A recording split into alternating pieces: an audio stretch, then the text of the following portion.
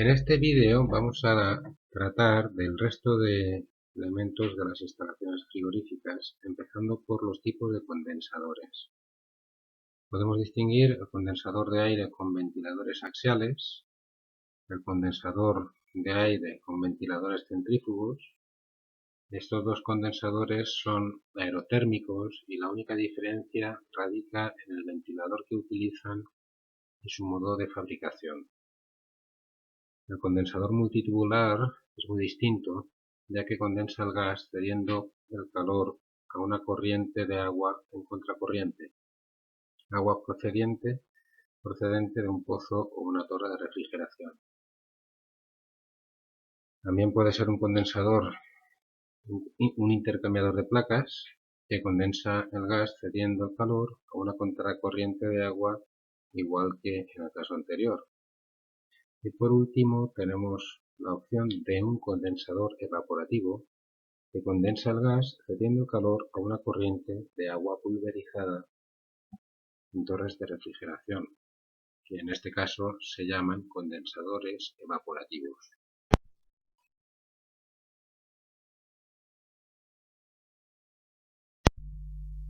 En la figura podemos ver un condensador por aire con ventiladores axiales. Este tipo de ventiladores se llaman axiales porque el flujo de aire coincide en dirección con el eje del ventilador y por lo tanto son ventiladores axiales. Por la parte superior se impulsa el aire calentado por la cesión del calor del gas. Por la parte inferior se introduce el aire ambiente y tenemos la conexión de gas procedente de la descarga del compresor y la conexión de gas licuado que va al recipiente de líquido.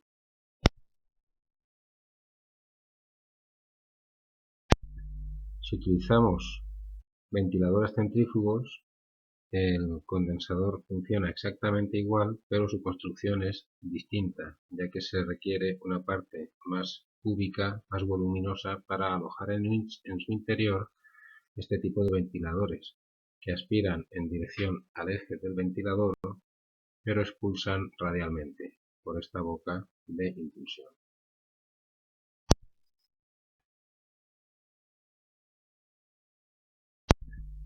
El condensador multitubular es un condensador que produce su efecto por cesión de calor a una corriente de agua que va en contra.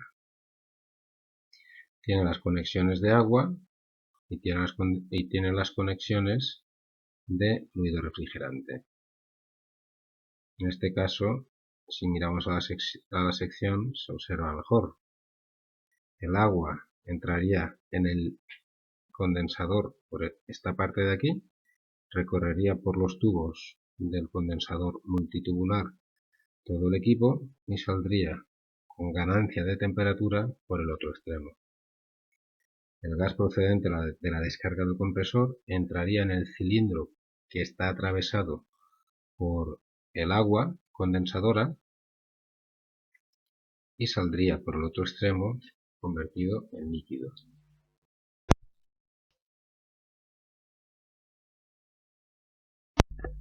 El condensador que utiliza agua pero tiene forma de intercambiador de placas utiliza el mismo principio que el multitubular.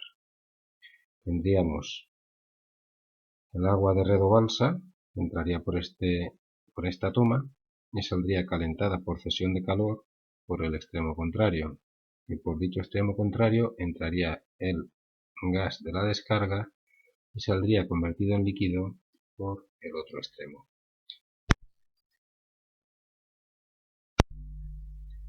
En el condensador evaporativo, la descarga del compresor se produciría su entrada por este lado. Iría recorriendo un serpentín de tuberías hasta salir convertido en líquido.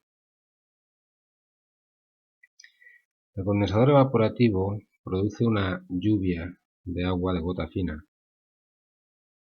en el espacio de la torre evaporativa. Esta torre, en su parte inferior, tiene unas tomas de aire que entra por acción de un ventilador axial en la parte superior y este hecho hace que esta agua pulverizada se evapore. Al evaporarse roba el calor del fluido refrigerante que se condensa finalmente, resultando líquido. Bien, las instalaciones de refrigeración a la salida del condensador necesitan un recipiente de líquido que deben de ir dotados siempre de una válvula de seguridad por ser un equipo a presión y que en la figura no parece montada. Si se observa el grifo de entrada de líquido, y llamamos grifo porque tiene una llave para poderlo sectorizar y cerrarlo, y tiene también aquí una toma de presión. Quitando este capuchón se actúa sobre él con una barraca de frigorista. Este sería el grifo de salida. Los depósitos de líquidos los podemos configurar en posición vertical u horizontal.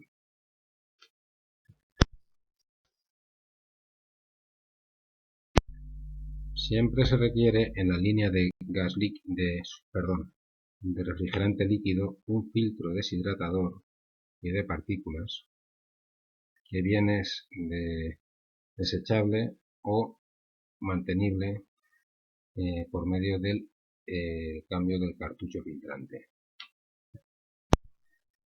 La válvula de expansión termostática le quita presión al refrigerante antes de entrar en el evaporador. El bulbo instalado a la salida del evaporador tiene el mismo refrigerante que usa el sistema. El aumento de temperatura en el evaporador hace que el refrigerante que tiene el bulbo se expanda, obligando al vástago a bajar. Cuando el vástago baja, el refrigerante puede pasar, enfriando el evaporador. Cuando la temperatura del evaporador baja, el refrigerante del bulbo se contrae, haciendo que el vástago suba y cierre el paso de refrigerante. Con esta sencilla animación se explica el funcionamiento de una válvula de expansión termostática, que es la más comúnmente utilizada en refrigeración comercial. El dispositivo estrangulador, válvula de expansión o dispositivo laminador, que se puede llamar de todas estas maneras, es el encargado de producir la pérdida de carga. Si vemos la tubería de líquido procedente del recipiente de líquido, cuando atraviesa el dispositivo de expansión, continúa por una tubería a baja presión, y esa tubería es la que ya va a entrar en el evaporador para producir el frío en la cámara.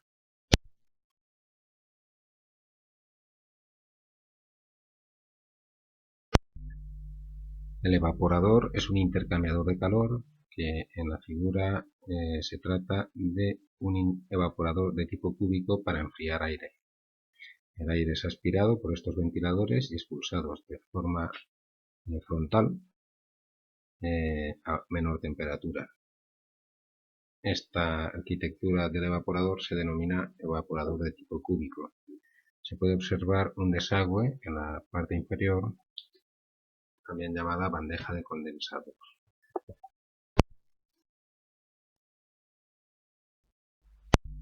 Si se construye el evaporador de esta manera, se le llama de tipo plafón.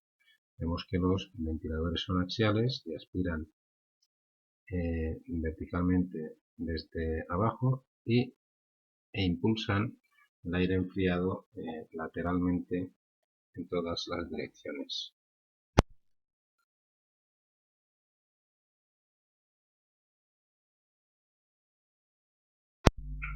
Un evaporador de tipo mural sería un evaporador para colocar en la parte inferior de las cámaras o colgado de las paredes de la misma, y es otra forma de construir este evaporador, en el que, recordemos, finalmente lo que se produce es la entrada de líquido a baja presión por efecto de la válvula de expansión, y este líquido, recorriendo un serpentín de gran longitud en la batería aleteada, finalmente se convierte todo en vapor, saliendo evaporado camino del compresor.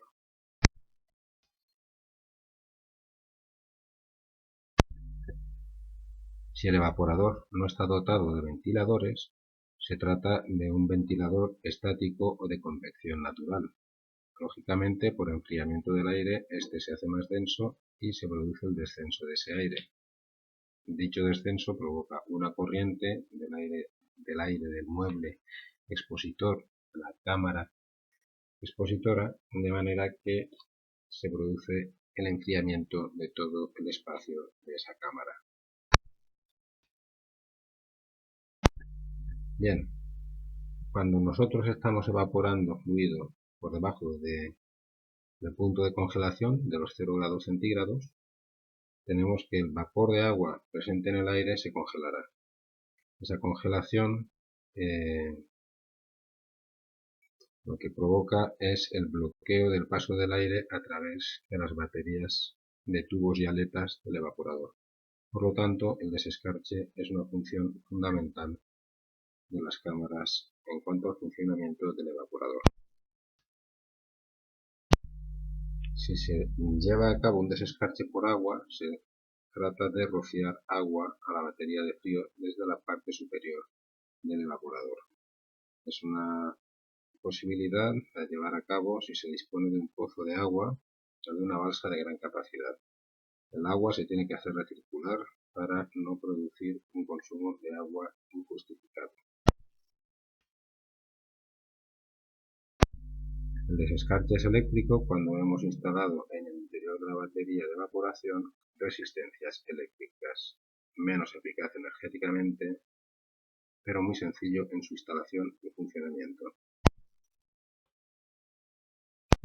El desescarche por gas caliente aprovecha la alta temperatura del gas de la descarga del compresor para inyectarlo periódicamente en la batería del evaporador, conseguir con ello un desescarche inmediato del mismo.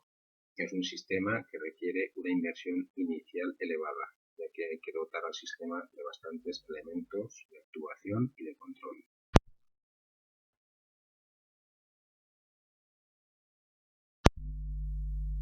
Cuando la temperatura ambiente del medio es alta, se hace circular este aire por ventilación sencilla para deshacer el hielo de las aletas. En este caso, además, se trata de un hielo menos espeso.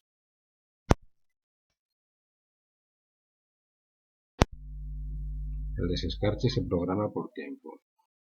El controlador admite la programación de unos espacios de desescarche cada 4 o 6 horas y para llevarlo a cabo es necesario que el evaporador esté parado, ya que de lo contrario no podrá llevar a cabo la evaporación del fluido.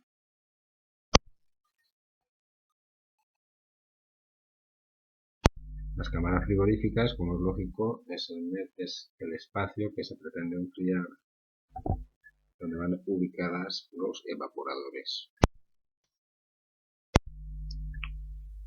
Veamos unos cuantos ejemplos de ellas. Ahí vemos unas salas de despiece con evaporadores cúbicos, que son los que están aquí en la parte superior.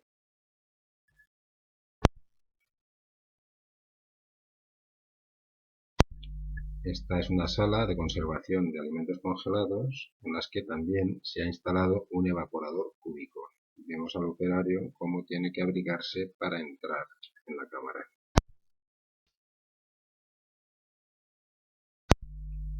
En esta imagen podemos ver una sala de trabajo alimentario en la que al evaporador cúbico que se ve al final se ha acoplado una manga de tela, que se considera un método muy eficaz para difundir el aire en las salas de manipulación.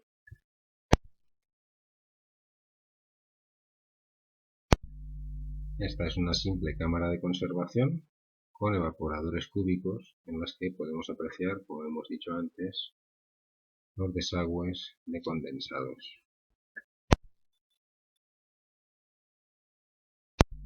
En este obrador podemos ver evaporadores de tipo plafón que aspiran el aire del obrador por debajo y lo expulsan lateralmente. En esta imagen vemos un túnel de enfriamiento rápido. con evaporadores de plafón y unas cortinas de direccionamiento del aire para conseguir que el aire frío recorra la mercancía a congelar, o a enfriar, perdón, desde abajo hacia arriba y que no se estratifique el frío. Las salas de máquinas son esos espacios en los que se ubican normalmente las centrales de compresión y a veces también las unidades condensadoras. En este caso se trata de una sala de máquinas con dos compresores abiertos, ya que el motor se ve con el acoplamiento al compresor y son independientes. La tubería pintada en azul es la aspiración de los compresores, que en este caso no está pintada de azul porque va aislada con el aislamiento térmico de color negro. La descarga es la tubería roja, ya está en alta presión. Vemos que entra en otras salas que deben ser de condensación. La tubería amarilla son las tuberías ya del líquido que ha condensado en los condensadores, los cuales no se aprecian en la fotografía. Esta es una sala de máquinas de 3 compresores de amoníaco, que también son compresores abiertos, ya que el motor está separado del compresor. Ese gran recipiente cilíndrico en la parte inferior del compresor no es otra cosa que el sistema de recuperación de aceite, ya que estos compresores requieren un gran sistema para poder recuperar el aceite lubricante.